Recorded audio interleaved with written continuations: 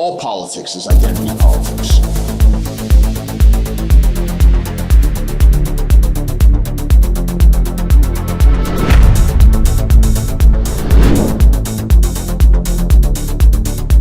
Welcome to Identity Politics, everyone. I'm DeAnna. Major primaries in Texas last night, and I regret to tell you, our girl has lost.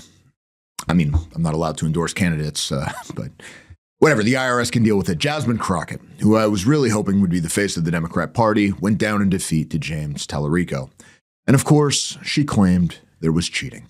Red has already stated, we encourage each and every one of you to remain resilient.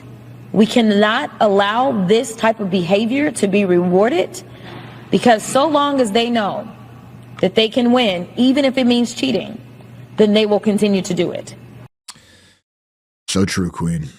So true. Notice, of course, how the ghetto accent goes away now that she's speaking to the media and doesn't have to campaign anymore. Now, she refused to concede last night. She was claiming there were still results coming in from Dallas. She even blamed it on Republicans. So that's my news, is that we're not going to have election results tonight, in my opinion, based upon what specifically is taking place in Dallas County. Unfortunately, this is what Republicans like to do. And so they specifically targeted Dallas County, and I think we all know why. So I want you to enjoy yourselves, but I won't be back tonight because I have no idea of when we're going to get results, and I fully anticipate it won't be until tomorrow. So I love y'all too. Thank you so very much for being here. Love you down. I love you down, Dallas. Now, I don't know how she's blaming Republicans for this. The only way Republicans could have had any involvement in this kind of thing is if they were voting for her. Because I promise you, everybody on the right wanted her to win. But they have their narrative. This is what they go with. In truth, this is the victory of James Telerico, and really the op that we talked about on the last live stream. Stephen Colbert basically came up with this whopper that the Trump administration and the FCC were not letting him interview this guy on TV. Of course, because TV airwaves and networks, technically the feds have oversight. So if you interview one candidate, you have to interview the other. You can call that a stupid rule. You can call that an outdated rule, but it is the rule. And how did they dress it up? They said it's a ban from fascist authoritarianism, and oh, we're standing up to Trump and dictatorship and whatever else. They raised more than $2.5 million in just 24 hours after this. It worked. It absolutely worked. And this guy, Telerico, just like I talked about last Thursday, it's all this syrupy, sweet, sanctimonious rhetoric where it's about the powerful man. It's about the elite man. It's not right versus left. It's the rich versus you, man. The Hollywood Reporter reported in an article entitled James Telerico, Iced Colbert Interview Turns into Fundraising Bonanza for Texas Senate Hopeful that, quote, Telerico has turned the incident into a rallying cry for his entire campaign, as he articulated on Lawrence O'Donnell's MS Now show Tuesday night. It should be troubling to all of us, regardless of our political affiliations or our political beliefs, that the most powerful people in the country, the most powerful politicians, and the most powerful corporate executives are working together to sell out the First Amendment, to sell out our freedom of speech in order to protect their own power and their own wealth, Telerico said. And that should be concerning to all of us, whether you're a Democrat or Republican, whether you're a progressive or a conservative, because an attack on any one of our First Amendment rights is an attack on all of our First Amendment rights, unquote. Now, of course, this is a total lie. Who is he opposing after all? He's opposing this black Democrat. That's the powerful person he's opposing. And it is not the oligarchs or the powerful people who put this rule in, but basically the kind of federal regulators that guys like this want to give more power. But this is what people want to believe. And this is the larger point. This is the danger of the Trump administration's entire approach. It's just enough authoritarianism in terms of optics to get people thinking that they're reenacting Andor, that they're freedom fighters, that they're opposing fascism, but it's not enough to actually impose a cost. Enforcing the fairness doctrine is not fascism, but it's enough to make people go, well, I don't know, he's trying to crack down on free speech. And by the way, this whole thing, Telerico's whole thing, this is going to be the messaging for the Democrats. This is the way the Epstein files have been handled. This is how it's going to play into it. It's already been rendered meaningless in terms of a political impact against anyone specific. I mean, what did I say over and over again? There were two key questions with Epstein. Was it blackmail? Who was he working for? That's just gone. Maybe the answers weren't even there, but now it's just become, well, the Epstein class, it's vague. It's the rich, man. It's the elite, man. It's all of them versus all of us, man. Well, who is us and them? Well, you know. So what do you fall back on? Just soak the rich, more money for them programs type approach. And that is what most people will take if that's all that's offered. Look at Mondami in New York. This is what they're going with. And like I said last week, all the faux language about unity and we're actually all in this together. It's just a question of raising taxes enough. This is what people want to believe. Moral blackmail and this kind of sanctimonious rhetoric is very appealing. People will roll their eyes if you say, well, the Bible condemns gay marriage or something like that. But if you say the Bible commands unlimited immigration, now they take you seriously.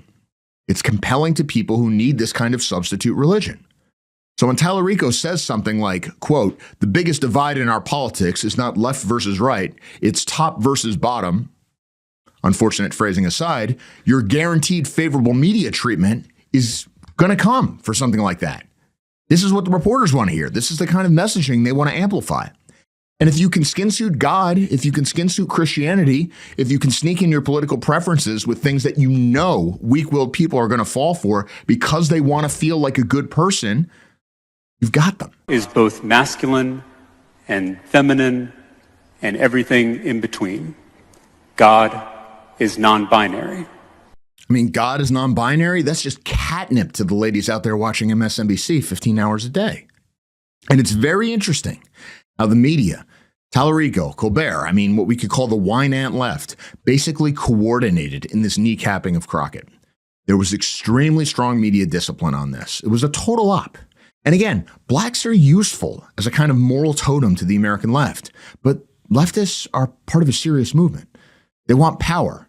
They're powered by moral righteousness. They want to win above all things. And this is their religion. They are serious about politics. The right is not. We're just debating abstractions and, oh, what ideas will make me feel important and feel good? They want to win. And what we consider to be flaws are actually advantages. Neuroticism, hysteria, fanaticism, voting for your guys literally no matter what. This is political advantage. And again, you need to be thinking about how you're going to compete with that. I mean, look, don't believe me when I say these people are driven by impulses you fundamentally are not. Consider the words of an early voter about this race from just a few weeks ago. So yes, we need a fighter. And I was so ready to vote for Jasmine Crockett because I love her. But I voted for Telerico because we need somebody who can win. And really take that in. Watch it again if you have to. This hysterical woman, and this is pound for pound, probably the most effective constituency in the country, is putting herself through moral agony, a kind of religious ecstasy, really, because she's voting against the anti-white black woman with a fake ghetto accent, whom she loves, her word, loves. Think about that, because it's that important to win the election. At some level, you can't help but admire it. And in a democracy, you will be ruled by people like this. Doesn't matter how many books you read, doesn't matter how much you can bench, doesn't matter how many friends you have, doesn't even matter how much money you have. You will be ruled by people like this, unless you can match this level of media-induced fanaticism. What about on the Republican side? Well, just a few days after the bombing of Iran begins, and you know this has to hurt him at some level, Dan Crenshaw has lost his primary. The victor was one Steve Toth, who was endorsed by Texas Senator Ted Cruz a few days ago. Crenshaw reportedly entertained a primary challenge to Cruz in 2021. Ted Cruz basically never got over it. And somehow he got over like Donald Trump accusing his father of killing JFK, but he couldn't get over this. Now, Steve Toth prioritized immigration as his top issue on his campaign website. Closing pitch focused on H-1B immigration. The Times of India, which I'm sure was scandalized in having to report this, said Texas Republican says H-1B visas pervert the market by forcing American graduates with high debt to compete with foreigners, which they do. And I think we all know why the Times of India would be upset that somebody said that. CNN just a few days ago broke down why people were gunning for Crenshaw, not just Ted Cruz, but a lot of President Trump supporters, including a lot of people in the White House who really didn't like him. Now, Trump did not endorse Crenshaw, and Trump generally endorses any incumbent, even if they're bad, even if they're not particularly solid on him, but he doesn't reward open disloyalty. CNN, in an article entitled How Den Crenshaw's Feuds with Ted Cruz and MAGA Threaten His Political Future, said, quote, if Crenshaw loses on Tuesday or in an eventual runoff, he would be the first Texas House incumbent to go down in a primary since 2014. A loss would be the latest warning sign for congressional Republicans seen as out of line with MAGA. Longtime Senator John Cornyn, running for re-election and facing similar questions about his loyalty to Trump, is the toughest test of his career from Texas Attorney General Ken Paxton and U.S. Rep. Wesley Hunt. Crenshaw's kind of got a Cornyn problem in that he wasn't a devout Trumpy the whole time, and now he's paying for it. Reb Wayne, a longtime Texas GOP strategist who was neutral in the race, told CNN. One person close to Crenshaw put it another way. He admits he doesn't just tell people what they want to hear, unquote. Now pause here for a second. After all these years, they still have to do the little digs. Oh, he wasn't Trumpy. He's just too independent. He won't tell people what they want to hear. It's like going to a job interview. Oh, my biggest fault is I just work too hard. Anyway, back to this. While Crenshaw's voting record is firmly pro-White House, Republicans in Texas and Washington say he has been increasingly alienating himself from the party. People close to Crenshaw insist that he has maintained a cordial relationship with the president, but acknowledge he's detested by plenty of Trump's closest advisors. There were some votes that he cast incorrectly in the eyes of a lot of conservatives. The other thing that's hurt him is he's just one of these politicians that just can't stay off Twitter, Wayne added. That animosity stems from Crenshaw's positions like his support for Ukraine, his vote to certify the 2020 election, and his support for resettling Afghan allies in the U.S. But it's also some of his personal conduct, like his bitter feud with Tucker Carlson or his veiled attacks calling Congress's MAGA hardliners grifters, unquote. And you may be asking yourself, well, how bitter is this feud with Tucker Carlson? Well, have you ever met Tucker? We've talked a lot.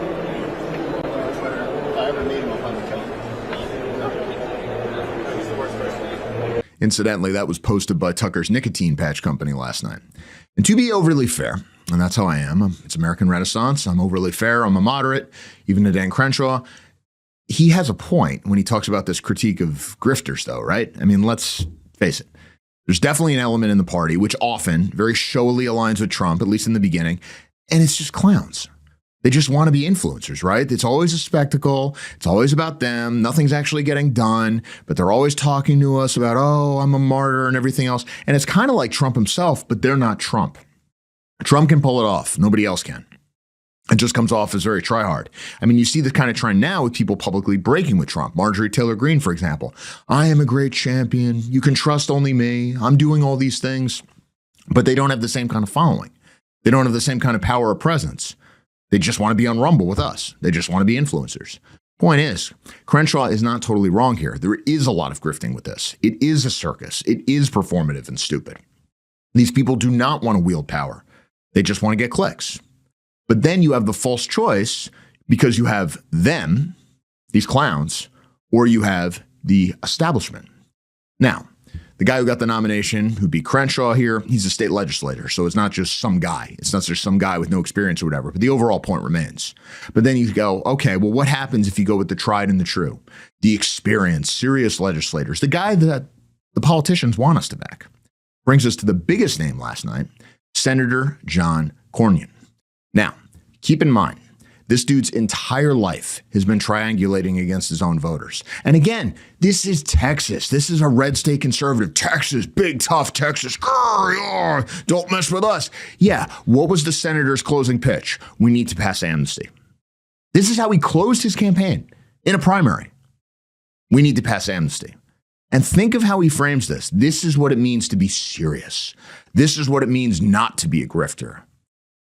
To import as many non-whites into the country as possible. That's responsible statesmanship. That's what defines responsible statesmanship. And the media, of course, helps frame this. So listen to this. Politico reports, we've got enough performance artists in D.C. John Cornyn refuses to go quietly. Listen to this opening. Quote, here's the snapshot of life as a traditional Republican in the age of Trump. Whether a lawmaker can continue a highly respected 40-year career as a judge, state attorney general, and U.S. senator hinges on a thumbs up or thumbs down from Trumpus Augustus, the modern emperor in the GOP Coliseum. But even that high sign may not be enough to save Texas Senator John Cornyn from being fed to the lions, which sounds overwrought, unquote. Yeah, it does sound a little overwrought. Stop there and think about how a progressive challenger to a conservative Democrat or a moderate Democrat would have that phrased. It'd be idealistic. It'd be the triumph of hope. When AOC displaced one of the highest-ranking Democrats in the House during her run, nobody said, oh, the respectable Democrat with a long record of public service has been forced aside by an unruly rebellion. No, it was hailed as this great triumph of youthful energy. But this is different. This is the barbarian sacking Rome. This is a highly respected politician being displaced. Ask yourself, why do they phrase it this way? Return. A four-term senator who previously served as the chamber's second-ranking Republican, Cornyn holds the quaint view that compromise, incremental progress, and looking out for one's home state on vital but unsexy issues such as water desalination is the stuff of a congressional career. Quote, isn't he such a hardworking guy? But why doesn't anybody else get this kind of coverage? When they're this friendly towards somebody who's nominally on the right or even the center right, you should be very suspicious. Another quote, on immigration, Cornyn sounds more like the former president who once said family values don't stop at the Rio Grande than the Republicans today denouncing immigrants by ethnicity and embracing blood and soil nationalism. I believe that legal immigration has been a blessing for our country, he told Border Patrol members, most of them Hispanic. It has made us who we are today because all of us come from somewhere else. Cornyn denounces illegal immigration in the next breath. Yet when asked by some of the mayors about ICE, he said the raids on nonviolent illegal migrants in workplaces are hopefully a temporary transition following what he called President Joe Biden's open borders policy. More striking is what Cornyn told me about why he wants to serve another term, to help fix our broken immigration system in the next 2 years. I think President Trump's the only one who could do that, he told me, unquote. How many years have you been hearing this? We need to fix our broken immigration system. He broke it. He's the reason that it's broken. This is what they go through. I'm denouncing illegal immigration. He's so tough. And the reporters fuel this. Open borders, Joe Biden, that's in scare quotes. But legal immigration, that's a blessing for our country. All of us come from somewhere else anyway. Why care? Why do you even care about this? What's wrong with you? It's a little weird. But this is just dirt. You're not a blood and soil nationalist, are you? Again, this tactical nihilism just gets inserted again and again and again. And of course, what happens just a few days later?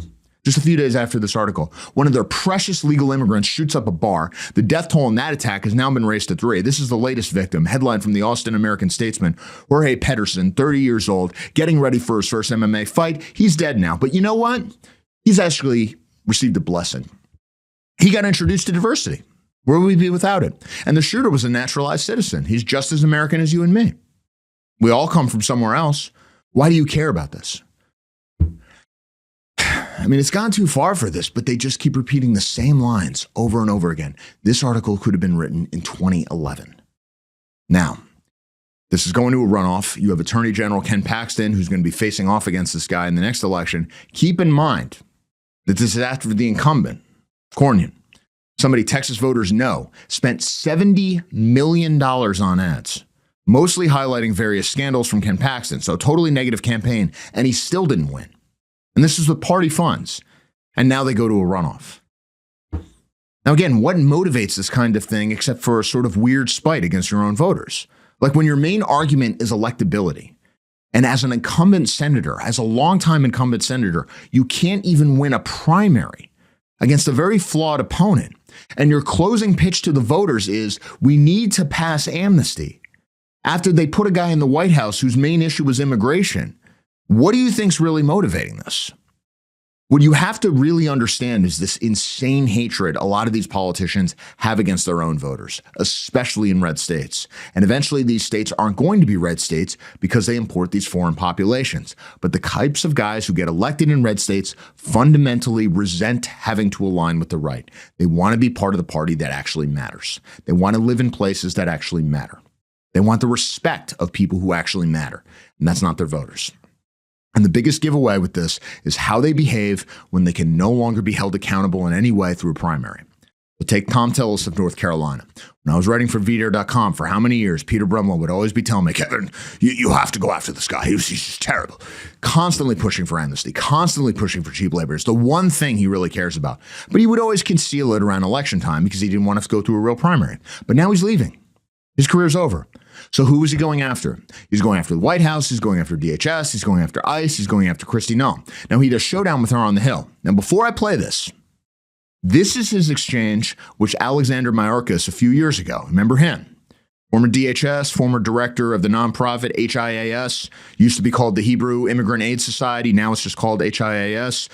Foreigner who moved God knows how many illegals into this country during Biden's term, just practically abolished immigration law enforcement for a good 4 years. Notice how he's questioned here in November 2021. Why am I disappointed with Secretary Noem? Because we're not going after enough people who did this damage at the expense of running numbers that Stephen Miller wants out of the White House. We just want numbers. We want 1,000 a day, 6,000 a day, 9,000 a day because numbers matter, right? No, they don't matter. Quality matters, not quantity, quality. Oh, I have some concerns, but it's not a big deal. It's okay. You're a great public servant. I wish you well. Now, compare this to how he deals with Kristi Noem. Those people, and I want to detain fewer of the others. And Mr. Chair, in my remaining time, I have a lot to go. But I want to submit this letter from the Office of the Inspector General that cites 10 different instances under Ms. Noem's leadership where they've been misled and not allowed to pursue investigations that they think are critically important. Does anybody have any idea how bad it has to be for the OIG in this agency to come out and do this publicly? That is stonewalling, that's a failure of leadership, and that is why I've called for your resignation. And if I don't get an answer to these questions, I don't want an applause. Please don't do that for me. If I don't get an answer to these questions, if I don't get an answer that you've had a month to respond to, and the remaining ones, as of today, I'll be informing leadership that I'm putting a hold on any en-bloc nominations until I get a response. And in 2 weeks, if I don't get a response, I'm going to deny quorum and markup in as many committees as I can until I get a response. Thank you, Mr. Chair. Yeah, there's your performative bullshit. Oh, I'm going to get applauded. I'm calling for your resignation. I'm standing against the president. Yeah, he's leaving. This is what he's always felt. What's the job he's going for next? Like, fundamentally, this is how they view power. This is the fundamental difference between the American right and the American left. The guys who are on the right don't care about being office. They don't care about being in office as such. Well, I'm not going to vote for him. They don't care. They're only there as a stepping stone to the next thing. They don't care about pushing an agenda as such. They're not there out of a sense of mission. They're not there out of a sense of moral righteousness. They're there to do a job for donors and then cash out. That's why they're there. So when you see this fake emotion and everything else, it was always, this is what he cared about. You never saw this emotion on anything else. Now he's showing it. Now he gives a shit. Why? Because he wants his paycheck. And make sure you pay attention to where this traitor to America and the South gets his filthy money after he's done here, because the emotion is all fake. It's cheap labor. It's cheap labor. It's cheap labor. He's leaving, but I promise you he's going to cash in right after. But he is gone. That is something. He is gone. But what do you do about guys in the deepest of red states? Who specifically? Let's talk about Oklahoma. Donald Trump won all 77 counties in Oklahoma in 2024. Wow, pretty deep red state. Must be doing a lot of great stuff, right? Nope. Here's the governor lecturing the voters. No, don't worry. You're not being replaced. This is all happening with good intentions. There's no great replacement. That's just a conspiracy theory. I will also say, even my Democrat governor colleagues, they're not trying to get illegals here to turn them into voters. I don't believe that's what Democrat politicians are trying to do. And just like Republicans get a bad rap that people think that Republicans don't like immigrants, that's not true. There's some common ground that if we can sit down together, we can figure this out. Now, at this point, to believe that they are not using illegals as eventual voters to facilitate demographic change, to achieve political power, to not believe that, this is not naivete. This is a lie. We all know what's going on. In fact, that understates it because we know fundamentally it's not Republican versus Democrat or something like that. It's a racial thing. It's being done for its own sake. It's to create a white minority out of spite against whites. And this guy also went against Trump, again, on immigration.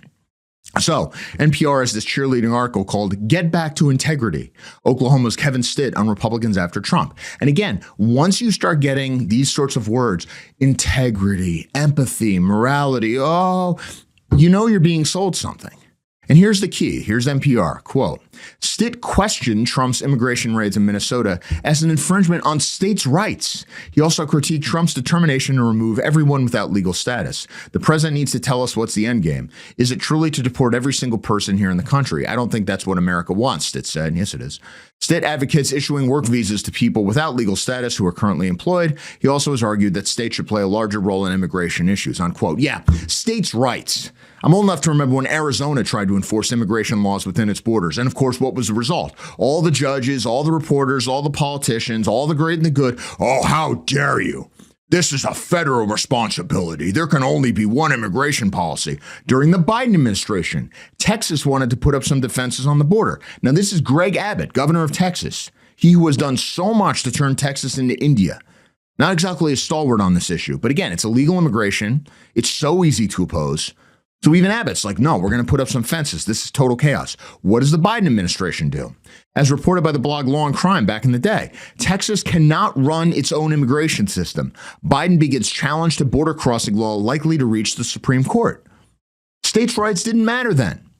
No one cared about any of this, but now it's states' rights. Now it's the Constitution. Now we're talking about integrity. Now we're talking about the proper way things should be done. Get it through your head. When somebody starts lecturing you about means, it's because they disagree with your end. To will the end is to will the means. We can disagree about some of the ends. I listen very carefully to critiques saying, oh, we need to attack the system. We need to go farther. We shouldn't even deal with these politicians. You can't do anything in democracy. Fine. These are things we can talk about. But when people say, well, we can't do it this way because the rules don't allow it, because we might set a precedent.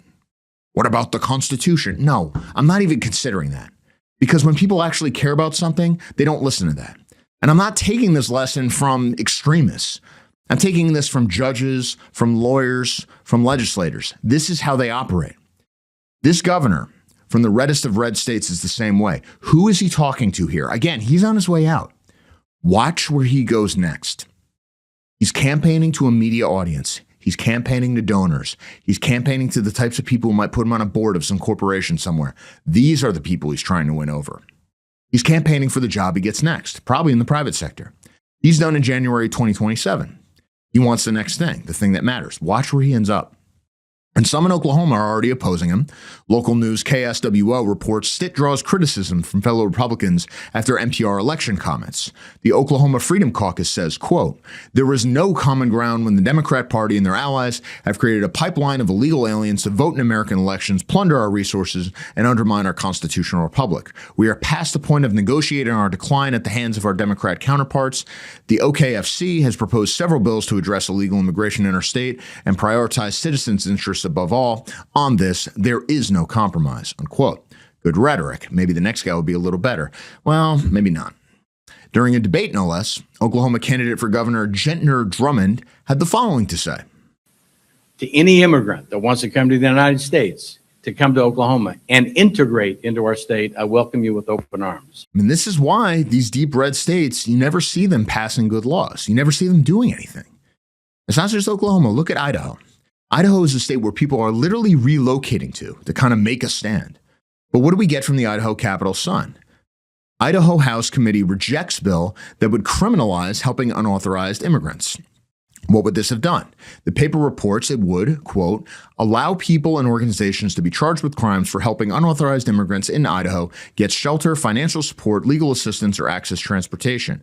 That would apply if the person or organization helped someone that they knew wasn't lawfully in the U.S., or if that person or organization recklessly disregards the fact that the person they were helping was unlawfully in the U.S. People or organizations that help at least 5 unauthorized immigrants could face felony charges under the bill, unquote. So, you know who's going to be against this. Quote, Representatives of several nonprofit and religious organizations, my skin just crawls at this, testified against the bill. Some of them argued that the bill would force them to verify the immigration status of people in need that they serve. Oh no, we can't have that. This makes citizens across Idaho fearful of volunteering at hundreds of charitable organizations across the state, a state that prides itself on taking care of its neighbors. Idaho Food Bank CEO Randy Ford testified, unquote. Good. They need to be afraid. And incidentally, it's a charity, it's a nonprofit, don't you understand? No. How much does the charity and the volunteers, and my heart is bleeding just so much, how much does this pay? Well, we actually know. It's a nonprofit, so-called, so it has to file a 990. So this is from ProPublica's Nonprofit Explorer. 990s are public. Mr. Ford here, who's lecturing us on his morality, and how much better he is than you, he makes a very comfortable living of $221,000, $221,567 a year to be exact. That doesn't include other compensation. Other executives are comfortably making six figures, not including additional compensation. So, spare me. I'm not saying they don't mean what they're saying. I'm not saying they also don't have suicidal empathy. I'm not also saying that they don't feel a little thrill when they see a former white neighborhood being broken apart and turned into the third world. Maybe they really do believe that. But I'm adding this. If your moral blackmail coincides with your material interests, I actually don't have to listen to it. Neither do you. Where does this lead? Let's look at Utah. This is a state that once was essentially what the country was, a white middle-class paradise. And Utah has some of the weakest Republican politicians. You recall it's John Curtis, Republican senator, who's holding up Jeremy Carl's nomination to the State Department. Jeremy Carl is the author of The Unprotected Class, about government discrimination against whites. John Curtis, again, this is what he looks like. Like the governor of Oklahoma, they all have this eldritch, weird, oh shucks, I'm just so weak. They just have this look that makes my skin crawl, just this facial expression of permanent helplessness. And the Governor Cox of Utah, also useless.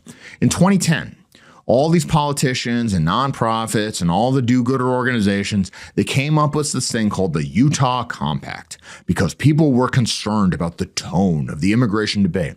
And then they renewed it in 2019. What's happened since? Deseret News tells us, quote, Utah Compact revisited. Lawmakers seek a new balance in immigration 15 years later. Some sentences rapid fire from this below. The illegal immigrant population in Utah doubled from an estimated 90,000 to nearly 180,000 during the 6-year period after state leaders recommitted to the principles outlined in the Utah Compact on Immigration in 2019. Here's another one. While Utah's neighboring states have a higher overall population of illegal immigrants, the final 18 months of the Biden administration saw parts of the state receive more immigrants per capita than almost anywhere else. Another, an Associated Press analysis of U.S. Customs and Border Protection data published in October found that during this time, Salt Lake County had the third highest rate of immigrant arrivals of any metropolitan area in the country. Another, the rate of 1,685 immigrant arrivals for every 100,000 residents was mirrored by a statewide rise of 1,015 per capita, making Utah sixth in the nation, outranking traditional hotspots like Arizona, Nevada, and California. Another one, accompanying the record-breaking wave of immigration is a surge in the number of students who need to learn English, a spike in car crashes involving unlicensed drivers, and an increase in expenses borne by the Utah taxpayer, unquote. This is Utah. This is your red state. These are your religious conservatives. And how amazing that, the passion and God and what do we do? All of it always boils down to cheap labor and the bottom line. That's where all this talk goes. And of course, destroying the very culture that made Utah such a great place to live. I mean, Salt Lake City, the first time I ever saw it, I was amazed at how clean and beautiful it was. Now it's just another third world dump. It's the same as everywhere else. The White Papers Policy Institute put out a report noting that the state has gone from 98% white in 1960 to just 75% white by 2025. It is now 10% foreign-born. Almost 25% of population growth is due to immigrants and their children. Yeah. It's just going to become California. But when you have elected leaders like this, like Governor Cox here, what do you expect? I don't care if you've been here since the 1600s, as the Coxes who immigrated from Great Britain to Massachusetts, the Massachusetts colony, and eventually immigrated to Utah, or if you just got here a week ago. Being an American is more about an idea than how long you've been here. It's this. We're celebrating 250 years of this incredible idea. And I know what you're thinking. You and I watching this, we're past all this stuff, right? We don't need to talk about immigration at all, let alone illegal immigration. We're past all this. We're talking about more fundamental issues. We're talking about more hardcore stuff. We're past all this like entry level 101 nonsense. Yeah, but the rank and file Republican elected officials, especially in the deep red states, it's still 2011. Nothing has been learned. They're still using the same slogans. They're still using the George W. Bush rhetoric. The last decade might have, just not even happened. And once the demographics are sufficiently reshaped, it doesn't matter what we say. It doesn't matter what tactics you use. It doesn't matter what books or complicated ideologies you have. You just get outvoted by the biomass and that's it. I mean, the correct praxis here, yeah, that's a big debate. What do you do with a system that's rigged against you? No matter who you vote for, you end up with certain policies. Even that may not be totally true. Primaries matter, as we're seeing in Texas, but you essentially have a 1.5 party system. And the biggest desire of that party system is population replacement. And I occasionally think Marx was right. He was right about the way this develops, but he wasn't right about class. He was right about race. Like the Marxist labor theory of value is just wrong. The overall model is wrong. Productivity increases mean you don't just get this endlessly swelling industrial proletariat, but you do get this mass of people who are economically just kind of useless. And you end up in this situation which, for various economic reasons, cheap labor, the nature of democracy, costs and externalities being dumped on the taxpayers, short-sighted conservatives who want cheap labor and then cash out, long-viewed progressives who want to build a permanent majority, liberal democracy and capitalism, or whatever you want to call our system, it almost has to import this increasingly dysfunctional population. It has to import these people, even though the whole thing's going to break down, even though it's ultimately going to destroy itself. And yet it can't stop itself. It just won't stop itself. You explain it to these people over and over again. At some level, they even know it. I mean, when I was in the conservative movement, I know donors and conservative politicians and guys who worked in the nonprofits who would say, yeah, eventually this is going to be a problem, but I'll be dead by then. I don't have to deal with it. We have to maximize profits. We have to pursue the bottom line. We aren't allowed to stop this. We believe in the free market. It's like they're doomed to follow this path that they know is going to be a disaster. But what Marx said about class, really, it's about race. The ruling class generates a morality that justifies what it's doing. The superstructure, right? So for what we're dealing with now, like, compassion and the social gospel and anti-racism, racism is the worst thing ever. Yeah, that serves material interests. You only have to look at the faces of these guys to know they really believe it. I'm not saying that they're cynical. I don't give them enough credit. It's like they're trying to prove Nietzsche right on slave morality. But at the end of the day, all this cheap rhetoric about Jesus and whatever else, what you get is a cheap labor in a slum and actually more human suffering. But that's irrelevant. And they're seemingly doomed to it. They seemingly can't stop it. It's like what Lenin supposedly said about the capitalists selling you the rope on Friday, revolution Saturday, hang them on Sunday. Saul Alinsky said the same thing. It's like they can't restrain themselves from that. They're compelled to do it. And what we do about that, I don't know. That's a deeper discussion. I mean, we burn it all down, right? I mean, there are a lot of things we could do, but we can't exactly talk about it on here. And you could say, well, we need to educate people. All right. Educating people is never the solution. It's something you got to do, but it doesn't necessarily lead to anything. You could talk about parallel institutions. You can talk about actually winning elections and primaries and such. I know that involves work and not just sitting there and laughing as it all goes down, but I mean, these are things you can actually do. There are a lot of different things we could do. That's a bigger discussion, but we do have to understand there's a terrible logic to the system that mandates our destruction. And you see it play out cycle by cycle, election by election, even when, especially within the so-called conservative ranks in deep red states. It is the system itself. We break that system or we die. And I suspect it's going to be through using a variety of tactics, even some seemingly contradictory ones. Just like anarcho-communist Antifa and the conservative minister preaching welcome to the stranger and the Chamber of Commerce mercenary are all ultimately the same side. The odds are very steep about doing this, but we really have no choice. We figure out how to break this system or it breaks us. we end it, our Western civilization itself just ends. And there is a time limit to this. Hey guys, quick reminder before we continue. You can follow Identity Politics on Rumble, Odyssey, YouTube, X, and TikTok. And if you want to make sure you never miss an episode, sign up for our email list.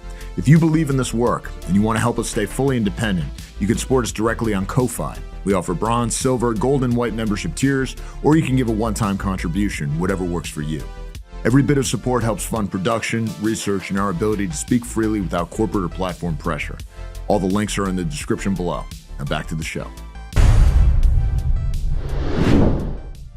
Now joining me today is friend of the show, my co-host from View for the Right, Paul Kersey, and we're going to break into what just happened last night. Check it out.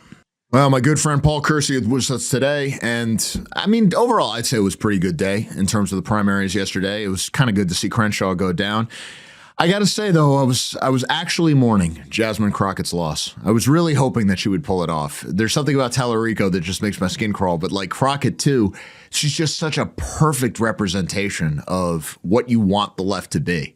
So aggressively hostile, aggressively stupid, but unfortunately, I think the leftists have learned. I mean, it showed a bit of subtlety, the way they were able to go with Telerico. You know, it's funny. James Telerico reminds me of so many of the just goofball conservatives that you'd encounter. Oh, God, in LI yeah. Or in the Heritage Foundation, pre-Trump, which is fascinating. He reminds me of the type of people you'd have to run into. I actually went, believe it or not, to Pastor Hagee's church one time. I just wanted to check it out because that's where shameless. Oh, that's what you claim. We're on to you now.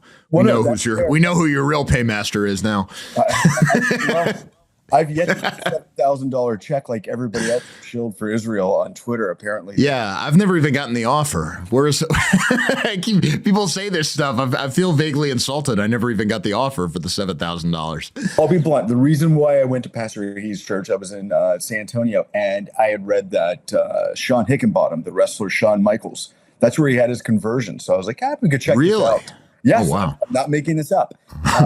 And because, Shawn Michaels was a notorious pill popper, drug abuser, alcohol abuser. And, he's turned his life around. And I was like, I'm just going to check this out.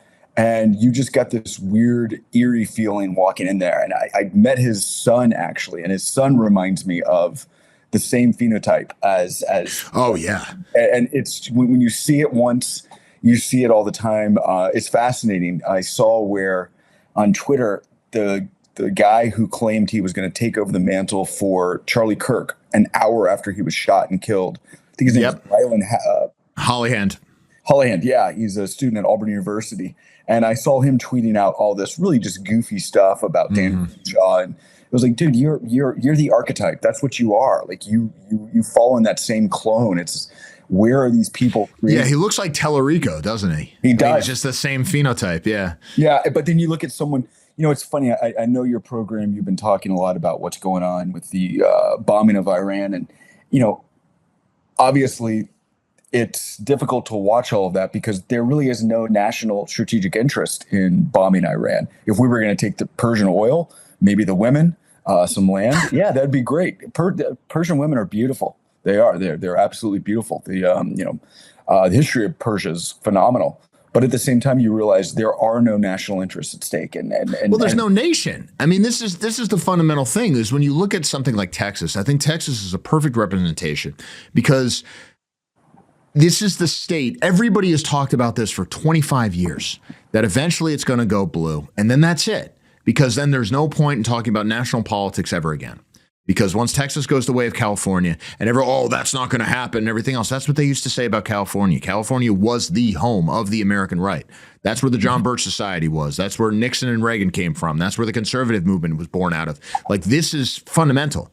And the thing with Texas is it's being driven so aggressively by this sort of inner compulsion, these people who are just blind to the long-term consequences of demographic change. I mean, look at Abbott. Greg Abbott, governor there, makes all these speeches during the Biden administration. Oh, we're opposing immigration, almost like this quasi-nullification stance where we're going to defy the federal government on immigration. We're going to put up our own border defenses. We're going to do all this stuff. And you even had, if you recall at the time, all these liberals saying, like, he's a secessionist, like the army should bomb Texas and all this kind of stuff. But then you go past it a little bit and it's like, yeah, he's just turning the state into India. I mean, the last time I was in Dallas, it was just, might as well be Mumbai. Who cares? And every year they say, this is the cycle, this is the cycle, this is the cycle where the Democrats are going to flip it. Obviously, this is probably not going to be the cycle. I don't think Telerico is that great a candidate, but maybe it could happen. Eventually, though, it will happen. And then that's it. And fundamentally, you get this, it makes you hate yourself because you're like trying to save these people from themselves. Yeah. Because it was not the Democrats, it was not the liberals, it was not the radical left that turned Texas into this slum. It was the Republicans. And it was, and you could even say something like Hagee and this sort of insane evangelical Zionism where they basically say that this country far away is more important than our own country and everything else. That's a big part of it. But that's not really what's driving the immigration and the demographic transformation in Texas. It's not even really a foreign interest. It's basically just the short-sightedness and greed of ordinary Chamber of Commerce businessmen who put on cowboy hats, but just can't look past the next quarterly returns. I mean, this is the people who I'm afraid of, even more than foreign lobbies or whatever else. That's a very great point. I forgot the guy's name who was the big Oklahoma State booster who's from Texas. He died a few years. T. Boone Pickens. T. Boone Pickens, yeah. T. Boone Pickens. He had like the American Psycho thing. T. Boone Pickens was there. Yeah, T. Boone Pickens is a fascinating example of that Texas mindset because he had this huge ranch. Thousands of acres. And what he would do is when he was done with work for the week, he would bring some of his associates and people that he was grooming to be part of his empire, his vast empire. He had many holdings. They'd fly to Stillwater, Oklahoma. They'd land. He gave Oklahoma State something like $130 million. Now, Kevin, this is in the pre-NIL era. And it's really important to bring that up because I think it's something that you're seeing in very deep red states. Hate to segue real quick, but I'm going to bring this up. In Mississippi, they are passing legislation. It's a completely Republican-dominated state. But the pressing matter is having no state income tax on NIL earnings for athletes so that when you bring these blacks to Oxford and to Starkville, Ole Miss, and Mississippi State, they're going to get to basically be paid and not have to pay any state income tax, which gives them a competitive advantage over other states. As long as you have this just ludicrous system where these high schoolers are being paid to even come visit the campus, and then they're being paid seven figures to be a quarterback for a year, or a running back, or an offensive lineman. But what's fascinating is T. Boone Pickens. Steve Saylor used to write about him a lot. He would talk about how so much of the right of center business elite in America, all they care about are their alma maters. Yeah. T. Boone Pickens was pre-NIL. He died before, I want to say he died either in 2020 or 2021 before NIL really got kickstarted. And it would be fascinating to think what type of blank check he'd write for this at the same time where, Anglos in Texas, I want to say they're 35% of the K through 12 population. That number dips every year. Obviously, one of the people that I'm the biggest fan of is Brandon Gill. The things that he's talking about, Congressman Gill, who's married to purportedly Dinesh D'Souza's daughter. I didn't say that, but their kids look really white to me. They look white to me. They look as some have said. Well, what's fascinating about Brandon Gill and about Texas is they had a vote whether or not to ban Sharia law in Texas. And I want to say 94% of those who voted on this simple yes. 94%. Yes, they said yes. But the problem is it's like, okay, well, have you seen the map of how many mosques there are that popped up in Dallas and Houston, in Austin? The simple way to ban Mohammedans is their religion is to say we're not letting Saracens move. Don't let them in. It's right. Tommy Jonathan, go ahead. Jonathan Bowden has this speech. You can find it, floating around, where he basically says that Islam is not a real threat in the sense that you don't see mass conversions among white people. Even in Europe at this point, where you have enough critical mass that you see some conversions. I mean, people make jokes about it, and I'm not trying to pick on them, but people will say like, oh, here's like your latest ginger convert to Islam or whatever, or some hysterical woman. It's always like this outlier. Or King Charles. You don't see these. You were King Charles, right? You don't have these kinds of mass conversions.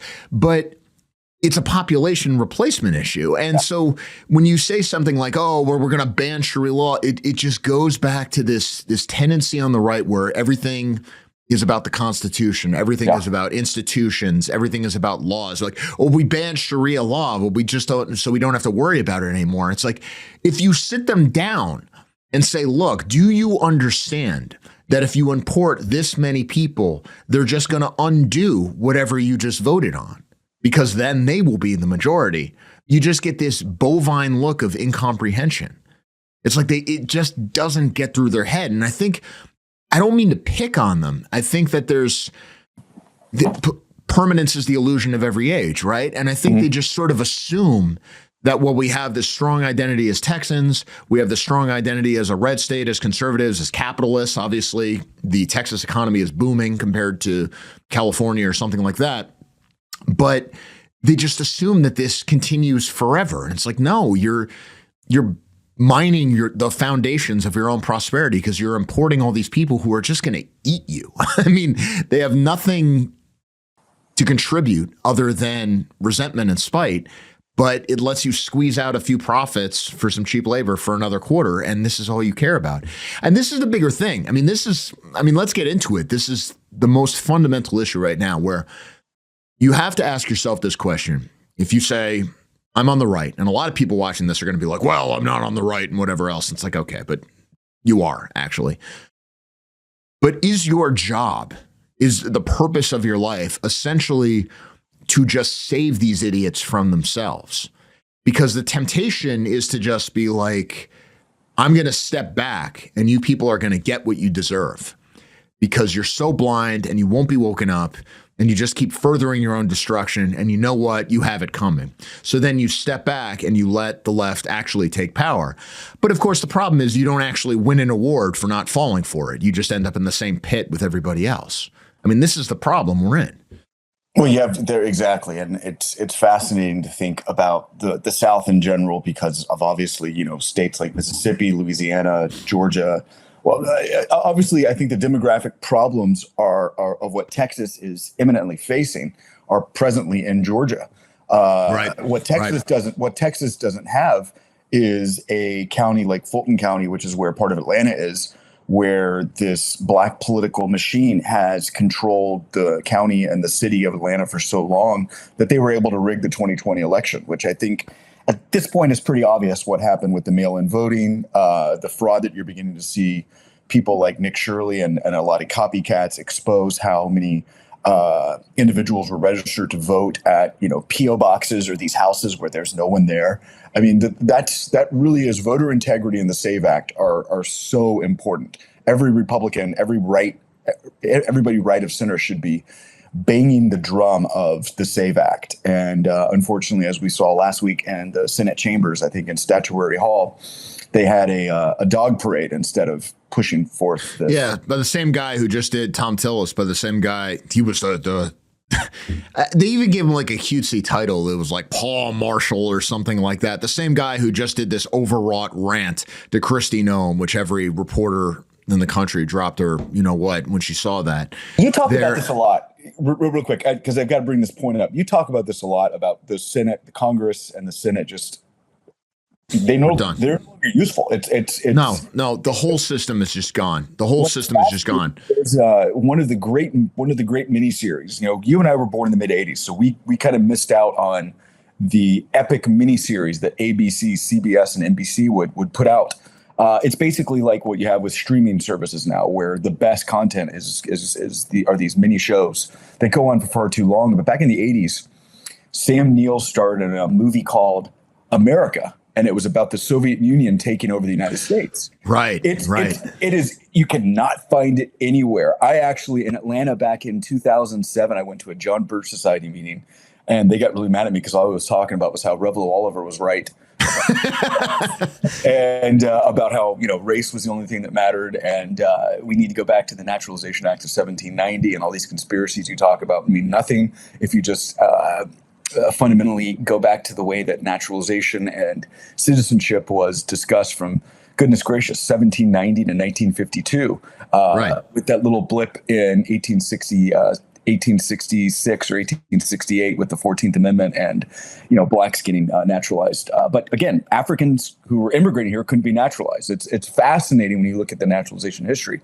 But in America, there's this great throwaway scene. Chris Christopherson's in it as well. He's sent to a re-education camp. But there's this scene where Sam Neill is like the provincial governor for the Soviet Union of like Utah or the Midwest. And he talks about how, yes, they've just gone ahead and dismissed Congress. There's no longer a representative body representing the people that were never represented to begin with. And that line's always stuck with me because I was the Bolshevik has a point. I was a big fan of Lawrence McDonald. That's a name you don't hear about anymore at all. He, in the early 80s, he was the John Birch Society president. Right. He started something called the Western Goals Foundation, which was going to be a counterintelligence organization. And he was killed aboard flight KAL 007, which coincidentally, Jesse Helms supposed to be it was shot down by the Soviet Union going to Korea. And he wasn't good on race at a time when, Georgia was 75% white. He represented a 98% white district. He actually represented Newt Gingrich's district that he would take over. That's right. Changed to a point where I want to say it was in 2018, this light-skinned black woman won because she ran on anti-gun control or gun control because her son had been gunned down. I forgot her name, but it's when you look at a state like Georgia, that's Texas in the very, very, very near future, probably in 2028, maybe 2030. We'll see in 2026 in November. But Georgia is a state that was 75% white in 1990. When I was growing up, I grew up in what was considered one of the top 10 places to live in America. It actually still is. It's actually held its racial demographics. And Georgia now is majority minority. The whites are about 49.8%. And yet we know that in 2020 and 2021, when you had the Senate runoffs and stuff and Republicans tuned out, you got Ossoff, the Jewish guy, and Warnock, the black pastor, elected Senate. I believe both of those will lose. But the point is, Texas is heading that way. And Georgians have deluded themselves. White Policy Paper, one of the best Twitter accounts, Kevin, to follow. Oh, yeah, 100%. How the foreign-born population of Georgia in 1970 was about 2%, and now it's getting close to 15 to 18%. That's just extraordinary numbers that eventually people with birthright citizenship, with chain migration, there are parts of Georgia that are just as bad as like an Annandale in Northern Virginia, where you go to a grocery area. There's not a white person to be found. There's not a good old Southern drawl. There's no longer any old-fashioned country barbecue. It's all Korean barbecue or some Somali type or a Trayan or Sierra Leone. There's so much happening right now that it makes me so sad that Brandon Gill is basically the only one who's walked through the door. He's not gone all the way yet. He's getting very close. He's the one, and he won his district with I think 90% of the vote to be the Republican nominee to maintain his seat. And he's the one who's talked about we've got to stop all Somali immigration. We need to talk about repatriation. This is low-hanging fruit right now that people like Gill are getting a national footprint, even though they are still focusing on the locality. And he's trying to warn his constituents, if we go the way of Minneapolis, you will not have Republican representation. There is no Republican representation in Minneapolis anymore, in Hennepin County. And this is what we're going to get if the demographic change continues. And that's what you've seen in parts of Metro Atlanta. When Brian Kemp was barely beating Stacey Abrams. Yeah. Oh, look at the suburban vote. The suburbs are not the same as they were in the 1990s. When I was growing up, most of the counties were 90% or above white. Gwinnett County is now 30. It was 95% white when I was growing up. It's now 37% white, heavily Asian and heavily Hispanic. And one of the things, Kevin, that I'm really hoping for with ICE about to unleash, 20,000 new agents is that Georgia gets hit very hard with a incursion. I'm hoping Northern Virginia, Georgia, and Texas, because in these two states, Georgia and Texas, you have a state government that is firmly on the side of ICE and working with, agreeing with detainers, the police, the sheriffs, they're all on board. Virginia is just going to be ground zero for what I believe is going to be something beyond what we saw in Minneapolis if you go after Virginia. And Kevin, your listeners, obviously, they're upset about, and I agree, I'm in the same boat. I'm firmly on Tucker's side when it comes to what's going on with the Iran situation, with Persia. We should call it Persia, by the way. World War II. Anyways, don't get into a dialectic history of the name change here. But what's fascinating is if we had not attacked Iran, the only thing people would be talking about would be the Sierra Leone illegal alien who killed Stephanie Minter in Northern Virginia. That was the only thing that people will be talking about, because I don't know if the Senegal legal naturalized citizen, he wouldn't have done it because it was provoked by the Iranian thing. Exactly, because we don't know exactly the rationale. Obviously, this guy had an interesting posting career. He was following a lot of, some of the right wing people who were very boisterous for attacking Iran. Laura Loomer being one, but.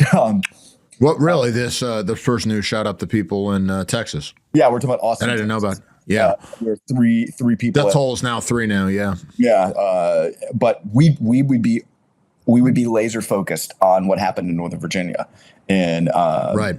And just so listeners understand what happened, viewers, I should say, understand what happened is you had this woman who was killed by somebody who had, what was it, 30 arrests? 30 prior arrests for rape, for horrific felony type stuff. Right. And Spanberger, very first thing that she did when she got in was make sure that ICE can't work with local law enforcement because this is actually better.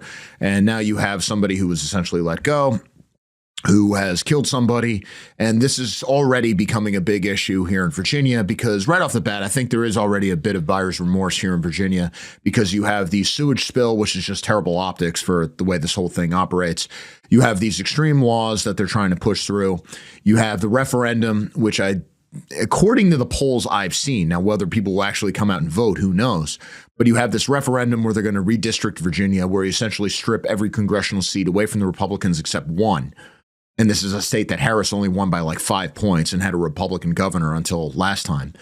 And you also have these gun control laws, which overnight would turn most gun owners in the state essentially into criminals.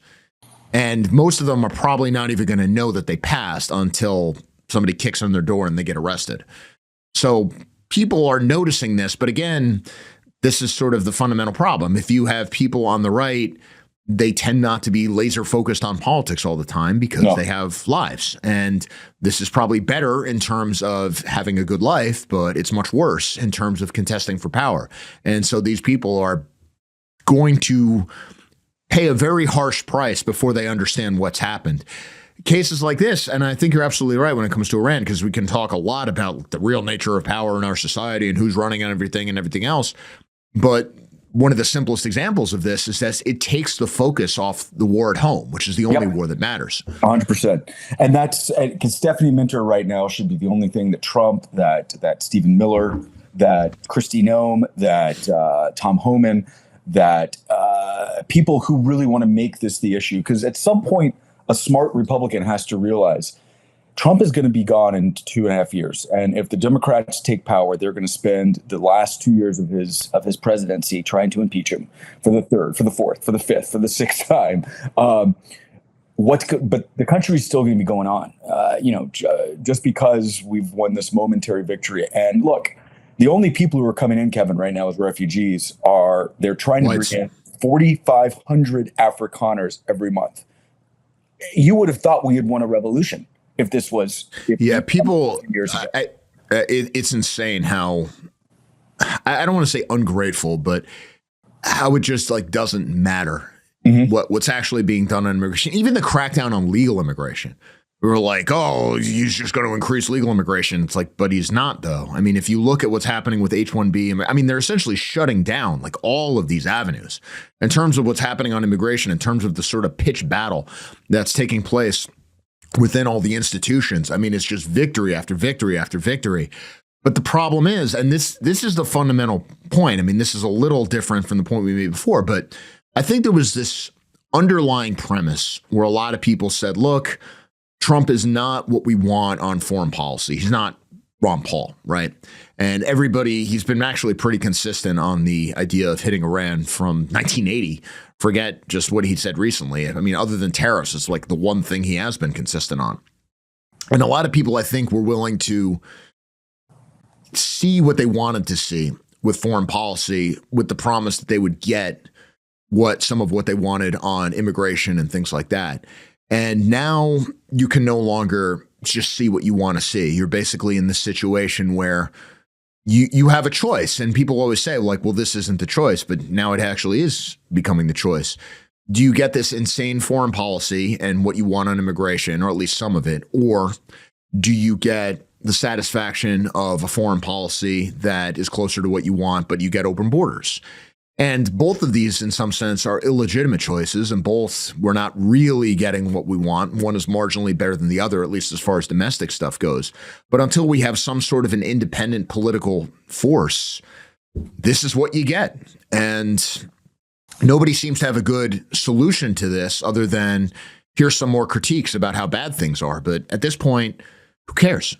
What's astonishing about the Iran attack that was launched on Purim, right.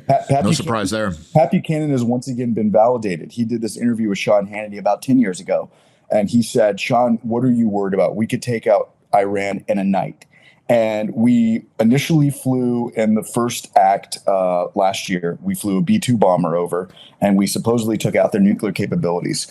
We're now flying over B-52s because we have complete control of the airspace. We no longer have to worry about any anti-air missiles. Basically, they're just bombing at will. And so here's the key point. You and I grew up. We were in college when Iraq, the Afghanistan situation was still going on. The Iraq war began in 2003. It actually happened 23 years ago this month. The initial bombs started falling on Baghdad. Yet watching this, it's almost like, all right, it's basically the airspace is ours. And the question is, what was the strategic goal? What happens now? What's the off ramp? Yeah, I have no idea. I mean, this idea, the idea that you're going to topple the government just from airstrikes, that never works. That never works. And the thing is, the key is here, people are reading a lot of, well, trust Trump, trust this and that and the other thing. The radical critique would be, look, the reason Trump was put in office, the reason that you had all this money aligned behind him, the reason they let him back in was to do this. Was to do the Iran strike, right? Yeah. And all the other stuff, the stuff on immigration, the stuff on whatever other issues that might make people happy, that was just boob bait, essentially. That was to make the Rubes happy. Fundamentally, he was put in to do this strike on Iran. That is the argument. But the question becomes this, too. What exactly is the point of the strike on Iran? Because you're not going to get, I mean, maybe I'm wrong, we'll see, but I don't think you're going to get regime change just from airstrikes. You would need to do an invasion. And of course, the model for this is what happened with Iraq after the first Persian Gulf War, where the regime is humiliated, they're driven out in total defeat, and Bush says, hey, everybody rise up, but we're not going to send in ground forces. We're not really going to do anything except maybe have a no-fly zone over some areas where you have the Shiites and the south and the Kurds in the north, and Saddam easily defeats them, and that's the end of it. What you are not seeing from Iran, people are saying, oh, like the high command got wiped out and everything else. Yeah, but you're not seeing any defections. Mm-hmm. You're not seeing any military forces switching to the other side. Mm-hmm. There was like briefly a rumor that the regular, for lack of a better word, Iranian military was going to revolt against the Revolutionary Guards. Nothing seems to have come of that. No. Now, maybe these things will happen. And so now you have this vague plan of like, oh, we're going to like arm the Kurds and they're going to do something. It's like, I don't think the Iranians are going to be happy about their country being broken up. Trump himself basically laughed at the idea that the pretender to the throne, the would-be Shah, has any kind of popularity within the country, because he really doesn't. You see these demonstrations among the diaspora in all these different places. Like, okay, that's very interesting, but these aren't people in the country. So I think what's going to happen is, in a way, if I had to bet, the most likely thing is in a few weeks, we're just going to kind of declare victory and everyone's going to be like, well, that was sort of pointless. And that was the end. That'll be the end of it. Yeah, what's fascinating about that observation, you saw people, where do they get all these flags to go out in Beverly Hills and Los Angeles to just, the Persian diaspora is pretty wealthy. I mean, it is very wealthy. In a lot of ways, it's a lot like the Cuban diaspora, where the first waves of emigration from Cuba, they were called the Golden Exiles. Mm-hmm. Racially, they tended to be much more white than other people on the island. They actually tended to be, the first wave of Cuban expatriates were actually Protestant, which tells you how Americanized and how different they were from the majority of Cubans. Yeah. Now, obviously, you've had more waves of emigration from Cuba since, and each one tends to be much more typical of the population. But if you look at what happened after the fall of the Shah, essentially it was the same sort of thing, where you had the most westernized, the most educated, the people who had the most to lose. They were the ones who got out. And so in a lot of ways, you can say, oh, look, there are these... Here's some girl dancing and she's celebrating Persia. Look at the flag. Look at all these things that are happening. It's like, okay, but these are not typical of the people who are still in the country. Precisely. You know, some like Persian girl living in Los Angeles is not typical of somebody who's in Tehran now. And it's a mistake to believe that it is. Now, what's going to happen? Obviously, who knows? But the fundamental, what I see as the fundamental thing is, one, the radical critique I have a lot of sympathy for, which is that Trump was put in just to do this. Like, this is why he was put in. But what is this? Because I have a very hard time believing that if there's this subtle, careful plan and it was all about doing this strike on Iran, but I don't think this is actually going to lead to anything. Like, at most, it kicks the nuclear program back a few more weeks. I mean, I thought it had just been blown up during a few months ago. So we're just gonna have to do this all over again. And I mean, the fundamental problem, of course, is like, if we, as the United States, have this policy where you can never let Iran get a nuclear weapon, we just have to do this forever. And this is just going to go on and on and on and on. And I don't see the point of that, given that Israel has a nuclear weapon. And I think they're more than capable of defending themselves at this point. It shouldn't be our problem. But we all know that's not the case because of the way the nature of power works in this society. When you think about what's happening on the domestic front, the country itself is being unmade. And this gets to the heart of what we're talking about with Texas and everything else, because we can talk about who is most powerful, who rules America, what factions are actually controlling what in the government. But in terms at the local level, at the state level, especially in these deep red states, it's not a foreign lobby or an ethnic lobby or any of these sorts of nefarious forces that are really the people I'm afraid of at the local level. It's basically just Chamber of Commerce goofballs who go along with this kind of stuff. I mean, look at Idaho. A few weeks ago, they were discussing these immigration bills, none of which got through, by the way, in this deep red state. They all died in committee or whatever. And you had all these businessmen come up and say, look, my business depends on illegal immigrants. I'm a rancher, I'm this, I'm that. You can't get rid of these people. We need them and everything else. And of course, it's this mix of rhetoric with Christian compassion and also the bottom line. And they're openly saying, like, we're breaking immigration laws. And it's until these people, the minute you say that, they should be black bagged and thrown and their business is confiscated. Because until you do that, it's almost irrelevant to talk about anything else because everybody's on the same timeline. Everybody's California, just at different stages on that road, but we're all ending up to the same place. And I'm increasingly persuaded that there's just this terrible logic to the system that mandates that you eventually end up with racial dispossession in the third world population because, for lack of a better word, the capitalists can't stop themselves. I hate seeing people show images of what Iran looked like in the 1970s before the Islamic Revolution. It was just Tehran, though. I mean, it's not like the countryside. Yeah, exactly. And you could show those same images from Afghanistan. Well, no, you could show the same images from California because in the 1970s, there was that unbelievable Leonard Skinner concert in Oakland. And the Confederate flag is being waved by everyone. Everyone's blonde, everyone's tanned, everyone's happy. They're all singing Sweet Home Alabama, Freebird, Tuesday's Gone. Well, guess what? That country's gone. The same country that we're supposed to go over and liberate in Iran a guy has been elected 3 times to make America great again. And people look back at, whimsically and nostalgically at the 1950s, 1960s, 1970s, 1980s. That country was 80%, 90% white. And that country's gone. Texas, like I said, 35% of the children in K through 12 schools are Anglo. The Anglo establishment. You thought there was an article, I want to say in 2017, I remember Peter Brumlow was really big on it, that it was basically done for the Anglos. For some reason, I remember that headline very vividly. And yet in 2026, the railroad commissioner, the guy who just got nominated, Beau French, is a phenomenal person to follow on Twitter, because he's talking about we need to deport 110 million people from this country. We need to denaturalize. And to me, that is, I wrote his name down to make sure we talked about this, because he's going to be now the railroad commissioner. I'm sure that Tyler Sheridan guy is going to have a new show about the railroad commission in Texas at some point, considering that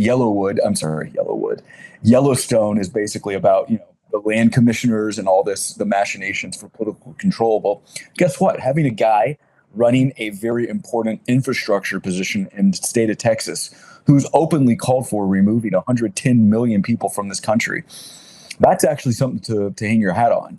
When you have him get elected and, oh yeah, there's some hit pieces about him. You're like, go F yourself. And he's openly talking about a term that I hate. I hate the term white advocacy, because white and America are synonymous with each other. You can't have one without the other. That's why I completely reject the concept of white nationalism. It's American nationalism.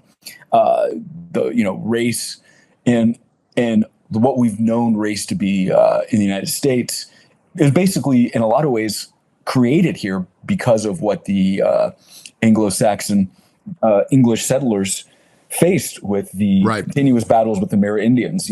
I used to live not far from where English settlers were flayed alive by Pocahontas's people.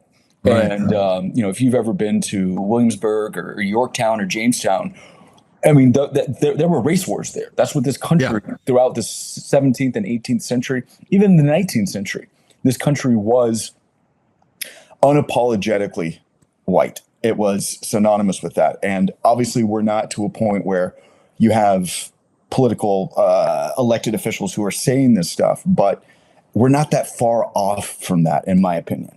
And I think that's the one thing that Trump has tried to tamper down on at some point, because in defense of so many of his policies, you have to start saying what we're doing is to advocate on behalf of the American people. Okay, well, who are the American people? Right. Is it this guy from Senegal?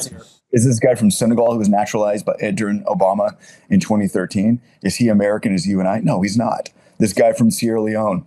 I didn't know this until last night when I was talking to Peter Brumlow. He goes, "Hey, Paul, you do know that Sierra Leone was set up by the British as their version of Liberia." I'm like, "What are you talking about?" He goes, "Yes, it was set up on West Africa for freed slaves to be brought and they'd flourish on their own."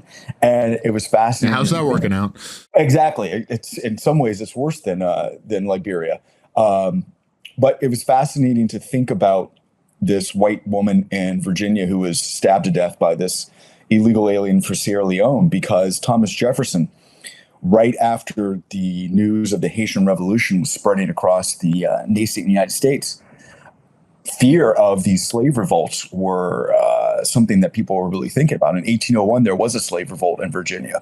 So Jefferson was talking about how we need to consider moving and partnering with England to get our freed blacks to Sierra Leone. And this was something that motivated and drove him for the rest of his life. He was a member of the American Colonization Society. He lamented and worried about the consequences of not removing this population. And here we are now faced with the fundamental reality that we have to remove. And do you find it odd that people within the administration, that number of illegal aliens, at one point we were told 20 million came over between 2021 and 2025 with Biden. You're now hearing like 10 to 15 million from Stephen Miller, when we knew in the 80s, I think there were already 20 million illegals in the country. A lot of the Ivy League were putting out these studies. And I want to say in Ann Coulter's book, Adios America, she settles on a figure between 35 and 40 million. Right. That book came out in 2016, 2015. So I like to think that there are probably 65 to 80 million And that's a conservative estimate. That's probably the low end in this country. And then you follow someone like Oilfield Rando and you realize, my God, chain migration, these refugees. Oh, it's nation ending. He's about to unveil this study. He was teasing it to me yesterday about Kentucky and how over the past 7 years, we've brought over 150,000 people from Congo, and they've largely been resettled in Bowling Green and Louisville. And I'm like, what are you talking about? What? So I quickly did a Google search, and just seeing the infrastructure that has been put in place by churches, evangelical churches. Oh God, I hate these people so much. It's always, and it's all about money too. It is. It's always this mix of it's always just some guy who looks like Telerico, some guy who looks like Hollyhan, that phenotype, which I don't know. It just speaks to, it's something primordial, the kind of loathing I have for it, where I just see someone who looks like that and I'm just like, you know what? This is a threat, like some interdimensional plane that I can't almost even understand. But they just come up and it's just this rhetoric of, oh, guilt and everything. This is what we have to do. This is your duty. And they always get paid from this kind of thing. And yet people fall for it over and over and over again. And it's tailor-made to the moral weakness of the average American conservative, because at some level they know they don't benefit from any of this at all, but it's like we have to go along with it because this is what it is to be a good person. And I can't think of a better business model than making other people believe that they're good people by doing what you say, and then you actually personally profit from it. Yeah, I mean, why in the world does Kentucky have the Kentucky Congolese Chamber of Commerce?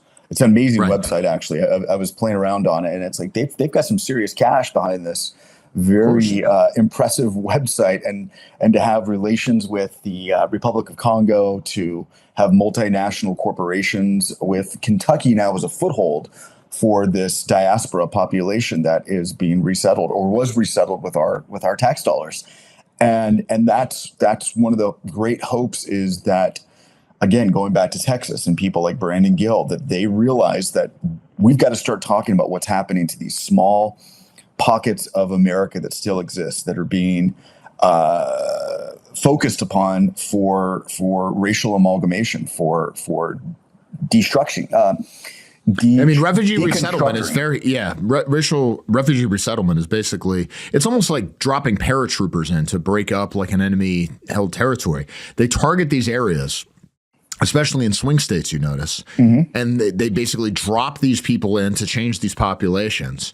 And the key here is that you get the local officials. There's always somebody who's going to go along with it. And people will say, why do they do this? Why do they do this? Why do they do this? There's a lot of money to be made. A tremendous amount of money and to power. be made. And power. Right. Yeah. And think of it in terms of, if you own real estate, say, and I got, a property or two, nothing too much to speak of, but if you've got a house and you're, I got to get a tenant here, what do I do? I got to take care of this. I got to take care of that. And then the government comes along and essentially says, look, we are going to guarantee you this level of rent payment. We are going to guarantee you all these sorts of arrangements to protect your investment. You never have to do anything ever again. The catch is that it's all going to be these third worlders, but it's not your problem. All you're going to see are the checks. Oh, and by the way, we'll pay you 1.5 times market value. Exactly. Yeah. Exactly. And so no one, and if you say, well, I wouldn't do that, okay, but somebody else is going to. So what do you do? If I don't steal this land, somebody else is just going to steal it. It's like that video, right? And this is just what happens. And it's being done from the top down. It's being done not through a nefarious scheme in terms of moral blackmail or some secret political agenda or anything else. It's being done in the open. It's just being done with money. And people are like, why are they going along with this? Because you're getting paid a lot of money. Why do you work a job you don't necessarily like? Because you need money. Yeah, that's why people do anything, right? Yeah, I would never. I always love it when people are like, I would never do that. I would rather die anyway. Off to go to my job that I hate, like where I spend most of my lives. Like, we all are trapped in this thing. And when somebody comes along from the government and says, essentially, I'm going to let you as an individual opt out of the rat race and give you unlimited money. The catch is that you're going to be providing shelter for these third worlders that you yourself will never see because you've just made enough money that you can move away from them. The average person, of course, they're going to go along with that. And you by the can't way, rely on like the moral fiber of people to resist that. You have to actually stop the program. Yeah, and by the way, the money that you're getting, you can go ahead and either pay capital gains on that or use that to buy more property. And we've got another Keep it family going over and over again. Yep. And you can this whole block, all these single family homes. Guess what? There's some multifamily homes here. Why don't you buy that property? There are 4 units there. Guess what? That's 4 times the profit you can bring in, and we'll pay you again. We'll go 2 times market value this time. Just go ahead and do it. Come on. And the best part is, as you're making this guaranteed fortune, which was stolen from the taxpayers, if somebody objects to it, you can accuse them of being a bad Christian. Yeah, and then the social ostracism that comes with that. I mean, it's been fascinating to watch Ohio and Mike DeWine, the governor, who had financial interest in some sort of Haitian nonprofit. The attacks that he's made in trying to defend TPS remaining in place so that this massive amount of Haitians, I want to say it's just under 400,000, will stay protected and they can stay in Springfield. And it's just like, how bad was Springfield really? I think a lot about like a place like Lewiston, Maine, and about how that city was targeted specifically because of how cheap it was to live there and how generous the welfare system was. Same thing with Minneapolis. I mean, in our lifetime, you always get some random wrestling trivia or movie trivia. When you're talking anyway. Mighty Ducks came out in 1992, and there were no Somalis in Minneapolis when that movie came out. If you remember that movie, it's actually a horrible movie. I tried to watch it again recently. The city where Gordon Bombay, played by Emilio Estevez, he's forced because he's a drunk alcoholic who was driving drunk one night when he didn't get partner or something. He has to coach this low rent team. There are a couple, light skinned black kids on the team because they're all in kind of the wrong part of the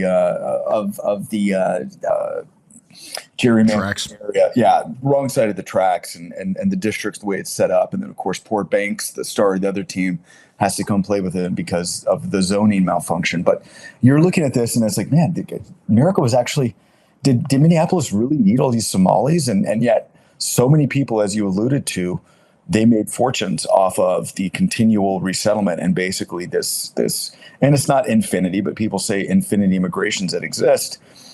I mean, look at the world is 7 billion people. The United States population in 1990 was, I think, 240 million. We're now at 350 million. It really is infinity because you saw that chart, I'm sure, that showed that 85% of births now are either in Africa or India and China. At this point, and it's like all these people have to go somewhere. I mean, the population. Yeah, they can't stay there. I mean, this is the thing: is they're all totally dependent, and it's important to note this is not just happening in America. This exact model. They're the United Kingdom. There are specific people with names and addresses that the UK has reported on, where they have made their fortunes by essentially having hotels or having some sort of housing where Her Majesty's government or His Majesty's government gives them tremendous amounts of money to settle these refugees, these migrants, these asylum seekers. And by the way, they don't just get free lodging. They also get free food. They also get a free cell phone. They also get money for just normal spending, whatever else. You don't get that, but they do. And this is at a time when you basically have a huge affordability crisis and a huge crisis of living crisis among ordinary people. Now, ordinary people see this. And of course, what is their solution? They go, oh, well, we just need to tax the billionaires or whatever else. And then that'll provide more money. But of course, this money, it's not being used to do anything. It's just going to be thrown down this black hole. You could double taxes, you could triple taxes. You're not going to get anything out of this. It's just going to be spent more and more and more because when you have any kind of a welfare program or any kind of a social program, but there are no limits on anyone in the entire world who comes in. And more than that, you actually have programs where you go out and find people and fly them into your country to be permanent dependents.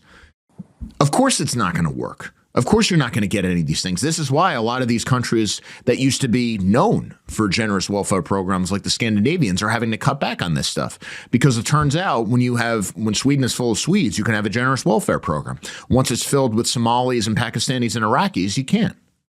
Yeah, I'll say his name because I think it's doxing anyone. Alex Newman used to talk to him all the time. He's a great researcher, great writer. He lived in Sweden for a number of years, and he lived in an area where this was happening, where it was quickly changing racially. And the stories he would tell about having to worry about bombs going off and the crime that they were experiencing, it was extraordinary because it almost doesn't seem real. And then we're now seeing all across the United States with these populations that are just being dumped almost overnight on people. Again, as Oil Film Rando said, he was having to send some of this data over to a contact within the administration to be like, this can't be real, these numbers, the amount of money. And you realize that the only solution is at some point you're going to have to confiscate the property of these people and burn the property after you remigrate the people. Because again, I've thought about this a lot. I know you have. If I were born in Africa, if I were an African, I would want to do anything possible to get to the United States. Oh, yeah. Anything possible. Obviously, they're going to do this because, and this is the other thing, sometimes people will think they're being clever and they'll be like, well, what's going to happen once it's just like the place where they left? There's never going to be a point where the United States falls to the level, at least not in any realistic timeline, where it's going to fall to the level of like the Congo or something like that. Because even when you have any kind of a rump white population, that can keep things limping along. Why is South Africa better than other countries in Africa? Because you have enough white people that you can take taxes from, that it can keep the infrastructure running to some extent. You've got them politically under heel, but they sort of keep things running. You still have white liberals. I mean, this is the classic case against accelerationism. You still have liberals in South Africa. And it just goes on and on and on. And no matter how bad it gets, it's always going to be better than someplace without this rump population of white people. I mean, the biggest issue in South Africa right now, especially if you go on social media, it's remarkable, is how much anger and hatred and lust to use violence South Africans have against people from Zimbabwe. Like, people will talk about this in crazy racial terms. They're all black, but they still talk about it in racial terms, like they're a different species, because these people from Zimbabwe keep trying to come into South Africa illegally. And the South Africans, understandably enough, are saying, get these people out of here, open fire. What's the point of having an army? Why are we dealing with this? Well, this is essentially the problem that happens everywhere. The reason people are moving to all these different places in the Western world, people move everywhere, it's not because, a war started and now these people are displaced. That's not fundamentally what's happening. Most of the people who are leaving these countries, they're not leaving war-torn regions.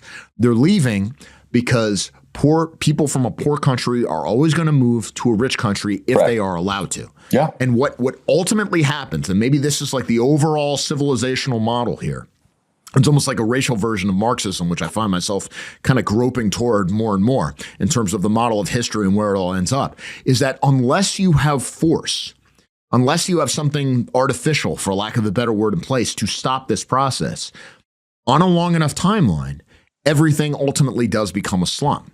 Because you can have a higher civilization, you can have a population that builds something nice, but necessarily people from less developed, let's say what it is, less developed races, less developed societies, less capable populations are going to move there. And they are going to drag it down. And furthermore, and this is the real problem, the people in that higher society, there will always be people who have an interest in these people coming in because there are short-term profits to be made, especially when the government of these societies are directly paying you to do these things. I mean, this is the fundamental, but I mean, this is the fundamental thing, because you can say, well, how do you stop this? Because it's a bigger problem and everything else. Yeah, that is a big problem. But one thing we can identify right now is these programs itself. It's being done. The people who are getting the payments have name and addresses. Like, you know who they are. This is all public. You can just find it. It's just there. And in the UK, if you don't believe me, I mean, they know the names of the guys who have made their fortunes doing this kind of stuff. But I think the only way you can really stop it is not through some like limited government. We shouldn't spend money. No. You should actually like confiscate the money and actually confiscate the money of the migrants who are coming and then give it back to the American people as a kind of refund. You need to get the American people an economic incentive to be invested in remigration. Well, that's one of the great things, going back to what I believe is the most important account. One of the most important accounts on X right now is White Policy Papers Institute. Absolutely. Seeing the amount his stuff is being shared now, especially seeing the just population of foreigners in the 70s and 80s to what it is now in a lot of these states, where the South is basically being erased in places like North Carolina, Tennessee, Georgia, Texas, Virginia. But most importantly, the amount of remittances that are being sent every year to Latin America. It's extraordinary. You're talking about over $100 billion that is generated within the United States that is going to basically prop up and sustain the economies of Nicaragua, of Honduras, of Mexico. And so one of the things that I've been talking about on Twitter, and it's getting okay promotion and retweets and reshares, is, Mexico is the country we should be talking about bombing right now. We should be looking at that nation as a country that we are owed hundreds of billions of dollars from since 2000, where they've sent over, I think in 2000, it was like 25 billion in remittances. And now you're talking about, before 2025, it was getting close to like 65 billion in remittances. That's money that should be within the United States. If we're just talking firmly in number, and again, I don't want to sound like one of these goofy individuals who only cares about the economy and money flowing through the system. But that is important because that does create wealth here in this nation. It does allow upward mobility. And when I learned growing up, there was a really nice Mexican restaurant where I grew up, and the owner owned 5 of these chain restaurants. And he owned an amusement park right outside of Mexico City because of all the money that he was able to make from people who ate at his restaurants. He was able to then send that money back. And I remember thinking at that point, it's like, well, wait a second, how does that benefit Americans? Shouldn't that money be going to our economy? I don't understand. Why are we allowing this? And then I remember noticing that some of the better servers were no longer there. And someone made a point, well, they're illegal aliens. They don't have a right to work here. So they have to go from restaurant to restaurant to kind of evade the system. This is in the mid 90s, late 90s, early 2000s. And you're like, well, wait a second. Why do they have the right to work here? That means that someone else is not, an American isn't doing this job. And this is just one little, observation and anecdote. But at the same time, this goes all across the entire country, where I got to see someone who's benefiting off of Americans and the money that we're making here to then go and then to enlarge his bank account and his holdings within his native country. And then eventually this guy ended up selling those restaurants, and I heard he retired to Mexico and to one of his villas that he had. Right. This is how they think about it. I mean, and increasingly you'll even see this on social media, where you have these foreigners who are in the country and they will openly just tell you to your face, we don't like the country. We don't care about the country. We don't like you. We are just here to make money, and then we are here to leave. And fundamentally, you have to respect the honesty. And it should be pointed out that why don't we just tax remittances? Well, there was a big remittance tax in the big, beautiful bill, and it was the Republicans who took that out. Yeah. I think there's like some token tax in there. Now you have to ask yourself, who is it that gains from not taxing remittances? Like, what actually is the argument about this? And I imagine it's the banks, and I imagine there are certain financial institutions that benefit something from it. But there's also, it's not just, they're bribed or they get an interest in it and whatever else, although that's a big part of it. And by bribe, I don't mean like a literal illegal bribe. It's just campaign contributions and the whole sort of legalized bribery system that we have, where if you align with certain interests, after you retire, after you get out of Congress, you get your corporate board seats, you get your speaking fees, you get your guaranteed. I mean, you get your $100,000 to speak to a bunch of bankers for half an hour, this kind of thing. But when you think of the ideology behind it, they do tend to really believe it. I mean, they will say something like, and again, you get this kind of tactical nihilism where you corner a Republican and you say, well, why is it that you don't want to stop remittances? And they'll say, well, why is it the government's interest about where money is sent? What does it even mean to have money in the country? Isn't this just an economy? We're all from everywhere and everything else. But then, of course, when it comes to something they actually care about, usually foreign policy, amazingly enough, then suddenly it's, our national interest, and we have to be willing to sacrifice, and you need to be willing to die and everything else. And this country in particular must defend its culture, and it's a home for this people and whatever else. And also, incidentally, when you look at the way they talk about different immigrant diaspora groups in this country, all of a sudden it's blood and soil, the beauty of their culture. Look at the strength of this community. you say, what about our community? And you just get this blank look. Like it hasn't even occurred to them anymore. And fundamentally, it is a failure of will and identity from to end as we began with a lot of these conservatives who will give $130 million to a college that hates them, like filled with faculty that despise them, that literally teach the kids who come there that they are Nazis, that they should have their money stolen, but they just have fond memories of like a football team from 50 years ago, and that's where the money goes. You contrast that to the way left-wing philanthropists donate, where it's laser focused on political effectiveness. It's committed to a radical agenda. It's committed to destroying their enemies. Like philanthropy is a weapon. Look at the way Jobs, Gates, and Bezos' ex-wife.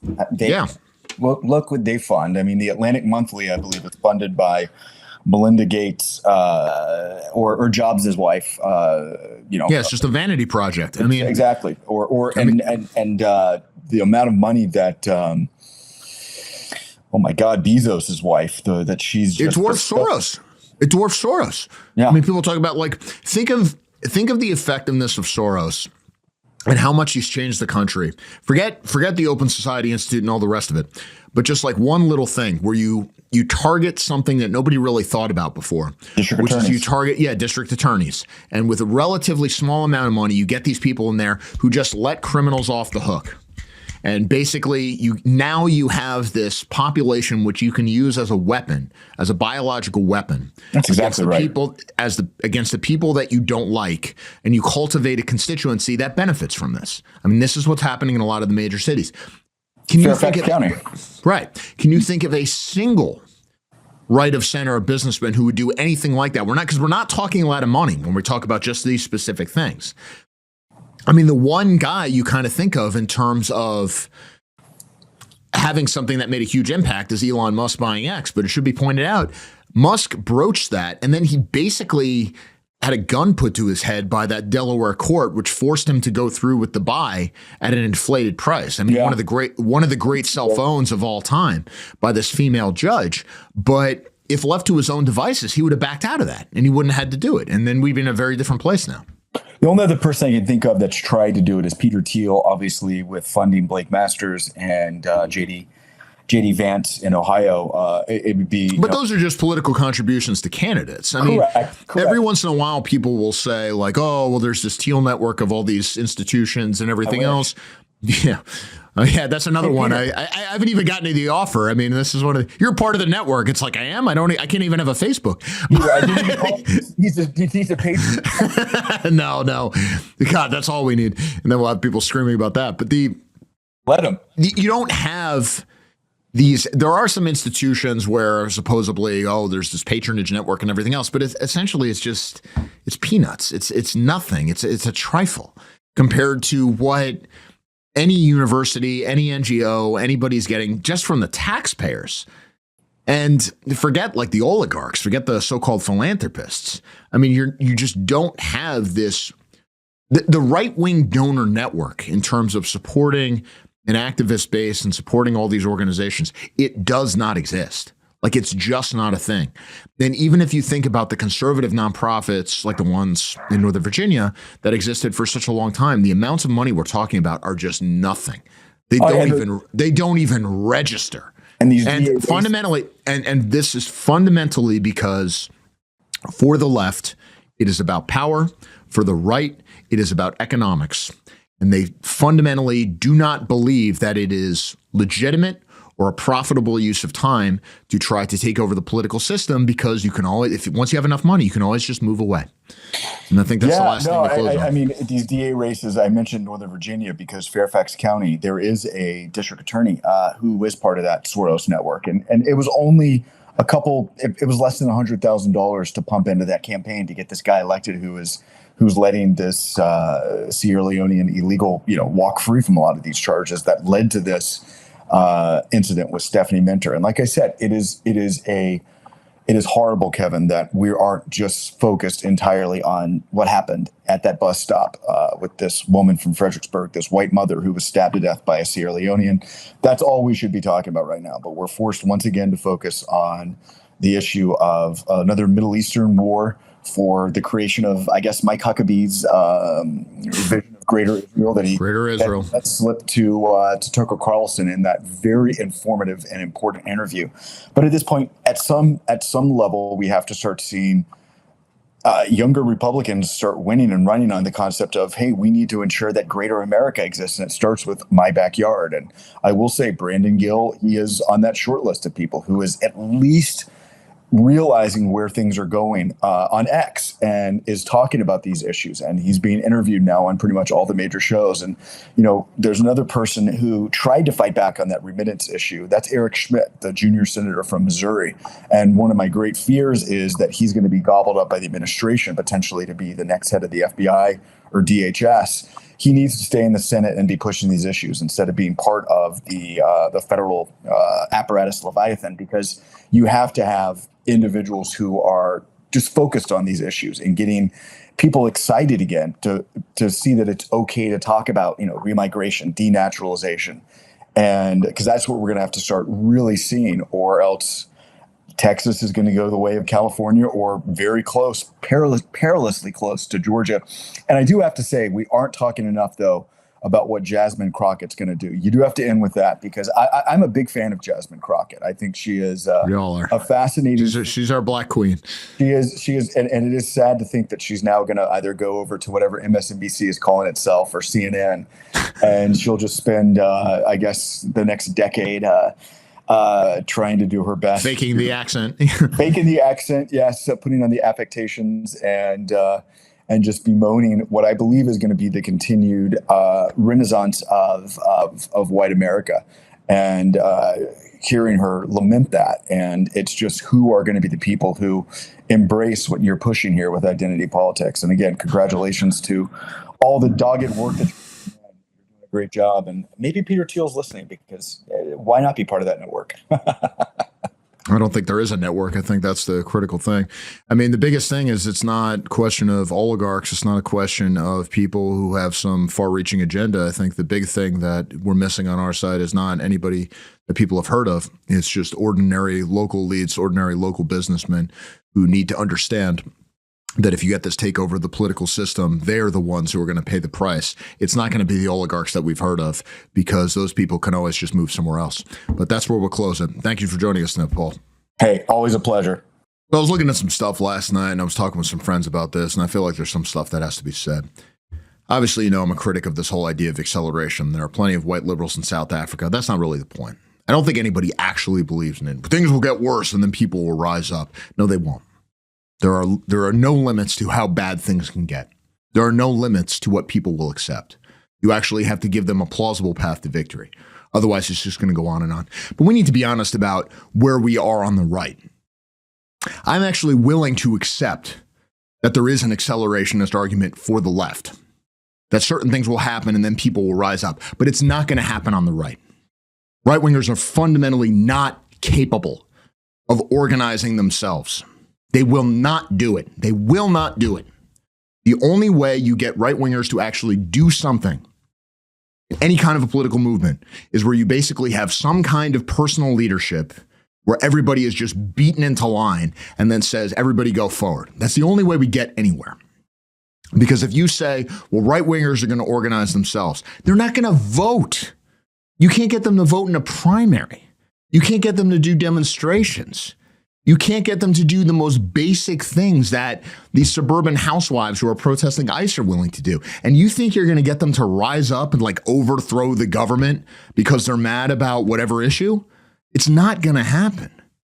And it's very easy to critique this and say, well, maybe they're just stupid. Maybe they deserve it. Maybe they're sheep, and you can congratulate yourself. But then you're still stuck in the muck with everybody else. So you don't actually win anything. I think it's just fundamental to the type of people that we're talking about. And it goes to this thing, and this is actually kind of an advantage. I'm actually defending the normies here. There's something weird about politics being your religion. There's something fundamentally disordered, maybe even sick about it. When you see people having these psychological breakdowns because they saw something in a movie and now they can't enjoy it anymore. A longtime friend said something like, well, maybe we shouldn't have open borders. And now they can never talk to this guy again. Somebody got married, she changed her last name. Oh, well, she gave into the patriarchy. I can't be friends anymore. We all know people who behave like this and freak out all the time. I make TikToks and broadcast it to the world with their psychological breakdowns. But we have a system where those types of people are the ones who rule. I mean, most political systems in history basically was if you have a greater capacity for violence, a greater capability for social organization and personal power, you get to rule. Now we have something of the opposite, where the less capable you are of violence, but the more comfortable you are with talking about it and wanting to inflict suffering on the other side, even though you yourself can't do it, you get to rule, which is why we're run basically by hysterical voting masses of old women and all these other constituencies who are not really known for their capacity for violence. And who are the people who pay the most? Young men. Why? Because young men are not mostly obsessed with politics. They're obsessed with building businesses. They're obsessed with artistic endeavors. They're obsessed with doing the kinds of things that make life worth living. And this is true of conservatives generally, even the people you might look down on. Your normie conservatives, when you say, what is your religion? It's going to be their actual religion. When you say, what makes life worth living? It's going to be their family. When you say, well, what do you do for a living? They might talk with some great deal of enthusiasm about what they do for a living and how much pride they take in their work. Like, these are the right-wingers I know. I suppose one of the big difference between me and a lot of people who've been involved in the far right, whatever you want to call it, for a long time is I fundamentally like conservatives as people, whereas I feel like everybody else likes looking down on them and feeling special. Well, I like these people and I want to help them. But here's the thing. You're not going to get them to act like Antifa. They're not willing to do the kinds of things that the other side is willing to do. They just won't do it. So what do we do about this? Fundamentally, the best you can hope for is some kind of conquest from the top down, where you have some modicum of state authority, some modicum of legitimate authority, and you expand that where you can build a system where these people are going to support you, but they're not at the mercy of people who are willing to engage in politics 24 hours a day, because these people aren't. Instead, they quietly support you and trust you to do what is necessary to keep the society in order. That is fundamentally the praxis, I think, in terms of how you actually win this thing. Because any model where you're saying, well, we're going to get masses of people to just rise up, that we're going to get conservatives to act like liberals, that we're going to go beyond right and left, and we're just going to get a populist movement that unites right and left, and ordinary people are going to join us. It's not going to happen. The reason the left wins, fundamentally, is because it is driven by resentment and spite, and that is the greatest political advantage that there is. Because these people are driven by a kind of demonic inner energy, and there's no negotiating with it. People who are reasonable, people who have things going on in their lives, people who have attachments to actual people and religions and not just politics all day, these are the sorts of people who that make society worth living in, but they're politically powerless. And they have to be led. Seems like a common sense thing, but I see so many people talking about politics right now with just this totally mistaken model, thinking that you're going to get lower middle class suburban white types to start acting like anarcho-communists. It's not going to happen. And if you build your political program on the idea that you are going to get the normies to start behaving like insurgents, you're just going to fail. We need to be mature about this. We need to be realistic about this. And we need to understand that we have to give these people a realistic model, a realistic program of meaningful political victory, or we're just going to keep losing and losing and losing over and over again. And frankly, I don't care what lies we tell ourselves to make ourselves feel better about the whole thing. Talk to you next time. All right, guys, that's it for today's episode of Identity Politics. If you found this valuable and you want to see more of this kind of work, here's how you can help. First, follow the show and share it with people who need to hear it. We're on Rumble, Odyssey, YouTube, X, TikTok, and you can also grab the RSS feed. Sharing it is the fastest way for us to grow. Second, sign up for our email list so we can always stay in direct contact no matter what the platforms decide. And most importantly, if you believe in our mission and want to keep it going, please consider supporting us on Ko-Fi. You can donate once or subscribe at the bronze, silver, gold, or white level. Every contribution, big or small, helps keep Identity Politics independent and alive. All the links are in the description below. Thanks for watching. Thanks for supporting. We'll see you next time.